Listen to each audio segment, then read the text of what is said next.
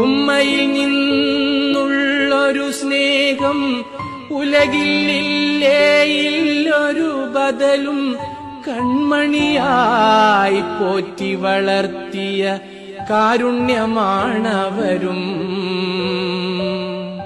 ഉമ്മ തരാൻ ഉമ്മ കൊടുക്കാൻ ഉണ്ടൊരു പൂതിക്കും അവരില്ല. ഉമ്മയും പോയി പള്ളിക്കാട്ടിലെ 6 അടി മണ്ണറയിൽ. മോനെ മോളെ വിളി കേൾക്കാൻ മോഹിക്കാത്തൊരു ശ്രവണവുമില്ല.